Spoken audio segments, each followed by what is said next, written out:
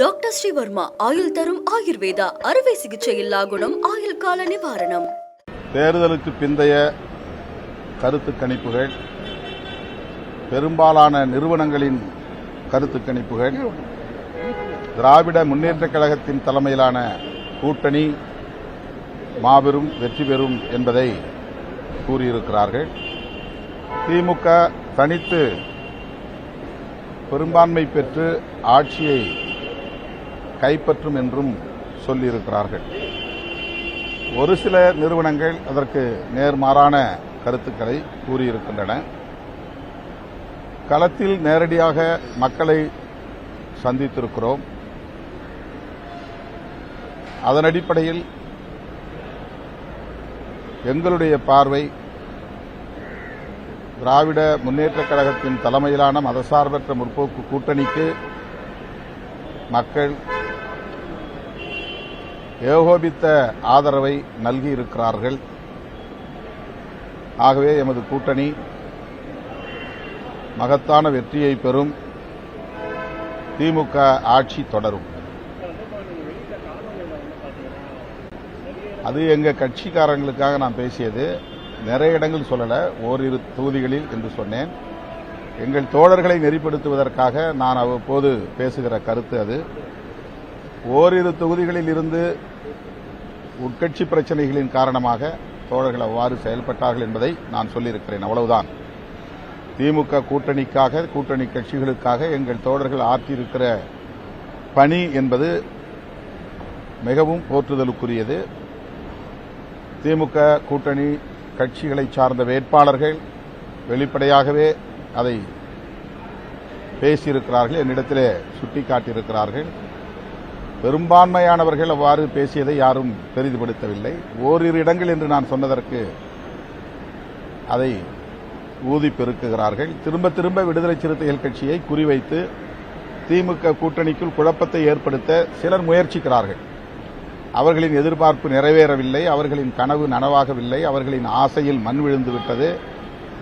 திமுக கூட்டணியை சிதறடிக்க எவ்வளவோ முயற்சிகளை மேற்கொண்டார்கள், பகீரத முயற்சிகளை மேற்கொண்டார்கள். அத்தனை சதி முயற்சிகளையும் முறியடித்த இயக்கம் விடுதலை சிறுத்தைகள் கட்சி. மீண்டும் அவர்கள் ஏமாந்து போவார்கள். வாக்கு எண்ணிக்கையின் போது அரசியல் கட்சியினுடைய அலுவலகம் முக்கியமான இடங்களில் பாதுகாப்பு வேணும்னு சொல்லிட்டு திமுக அமைச்சர் RS பாரதி தேர்தல் ஆணையத்தில் கடிதம் எழுதியிருக்காரு. நாளைய சூழல் எப்படி வாக்குப்பதிவு முடிஞ்சிருக்கு, நீங்க என்ன நினைக்கிறீங்க?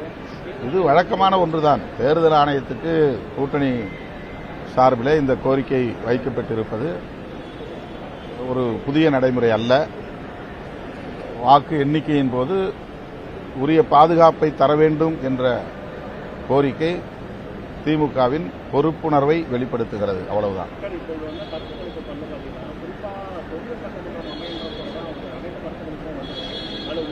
அனைத்து கருத்து கணிப்புலாம் இல்ல, வட இந்திய மாநிலங்களை சார்ந்த சில செய்தி நிறுவனங்கள் தான், குறிப்பாக Axis My India, Vote Vibe என்று கருதுகிறேன் அந்த ஒரு நிறுவனம், JVC என்ற ஒரு நிறுவனம் என்று கருதுகிறேன். இவங்கெல்லாம் RSS பின்னணியை கொண்டவர்கள், பாரதிய ஜனதா கருத்தை ஆதரிக்கக்கூடிய, வலதுசாரி கருத்தை ஆதரிக்கக்கூடிய நிறுவனங்கள் தான் அவ்வாறு செய்திகளை வெளியிடுகிறார்கள். விஜய் பெயரில் ஏராளமாக பிட்டிங் நடக்கிறது, சூதாட்டம் நடைபெறுகிறது. இந்த சூதாட்ட கும்பல் பரப்புகிற வதந்தி தான் இது. தேர்தலுக்கு முன்பு திமுகவை முன்வைத்து சூதாட்டத்தை நடத்தினார்கள். அகில உலக அளவில் இது நடைபெறுகிறது.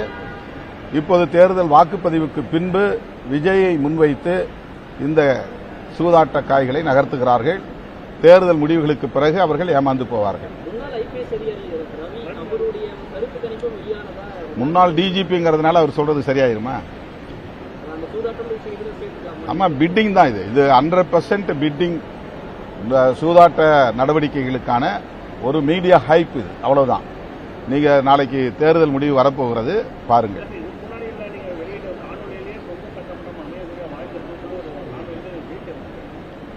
அதனால என்ன, என்னுடைய யூகம் இல்ல அந்த மாதிரி இல்ல. களத்தில் நான் நேரடியாக 40க்கும் மேற்பட்ட தொகுதிகளில் பிரச்சாரம் செய்திருக்கிறேன். எங்கள் தொகுதி 8 தொகுதினா தோழமை கட்சியினுடைய வேட்பாளர்களுக்கும் நான் பிரச்சாரம் செய்திருக்கிறேன். நேரடியாக பார்த்த வகையில் ஒவ்வொரு தேர்தலிலும் மக்கள் எப்படி எதிர்வினை ஆற்றுவார்கள் என்பது தெரியும். நேரடியாக களத்தில் கண்ட அனுபவத்தில் இருந்து நான் சொல்லுகிறேன்.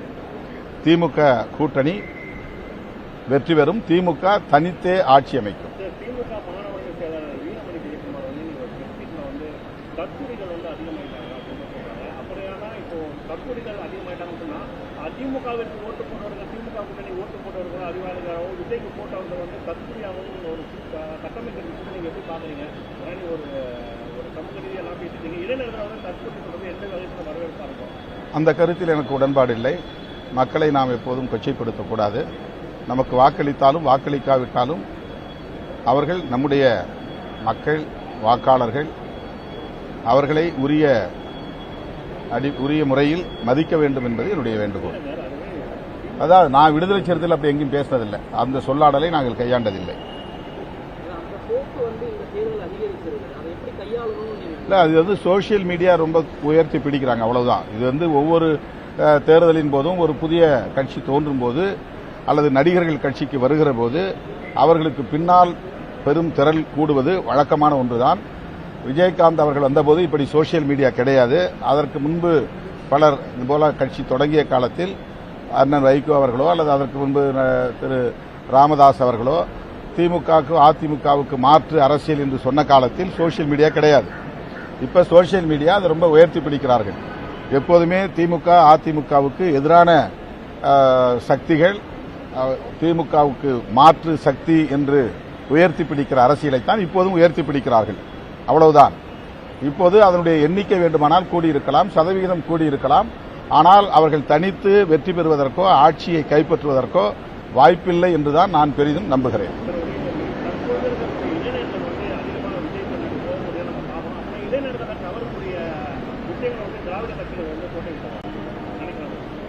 இளைஞர்கள் நிறைய வந்து விஜய்க்கு எதிராகவும் வாக்களித்திருக்கிறார்கள். அதை யாரும் பெரிதாக பேசுவதில்லை. எவ்வளவோ இளைஞர்கள், இளம் தலைமுறையினர், குறிப்பா நீங்க சொல்ற மாதிரி இந்த 20ஆம் நூற்றாண்டு தலைமுறையினர் 100% அப்படியே வந்து ஹீரோவுக்கு பின்னால போயிட்டாங்கலாம் வந்து சொல்ல முடியாது. அவருக்கு எதிராக பேசக்கூடியவர்களும் ஏராளமானவர்கள் சமூக ஊடகங்களில் இருக்கிறார்கள். அந்த அரசியல் வேண்டாம் என்று இளைய தலைமுறையினருக்கு அறிவுறுத்தக்கூடிய இளைய தலைமுறையினரே ஏராளமானவர்கள் இருக்கிறார்கள். அரசியல் படுத்தப்பட்ட இளைய தலைமுறையினர் இருக்கிறார்கள். அவர்களெல்லாம் நாம் பெரிதாக எடுத்துக்கொள்ளாமல் ஒட்டுமொத்தமாக 100 விழுக்காடு இளம் தலைமுறையினர், புதிய வாக்காளர்கள் ஒரு ஹீரோவுக்கு பின்னால் போய்விட்டார்கள் என்பதை போன்ற ஒரு தோற்றத்தை ஏற்படுத்துகிறார்கள், அவ்வளவுதான். டாக்டர் ஸ்ரீவர்மா ஆயுள் தரும் ஆயுர்வேதா அறுவை சிகிச்சை இல்லா குணம், ஆயுள் கால நிவாரணம். Branch express courier private limited. Domestic international cargo. உங்கள் இல்லம் தேடி வந்து கொரியர் புக்கிங் டெலிவரி செய்து தரப்படும். என்றும் உங்களுடன் மை இந்தியா. முக்கிய செய்திகளை உடனுக்குடன் தெரிந்து கொள்ள சப்ஸ்கிரைப் பண்ணுங்க, பெல் பட்டனை பிரஸ் பண்ணுங்க. என்றும் உங்களுடன் மை இந்தியா.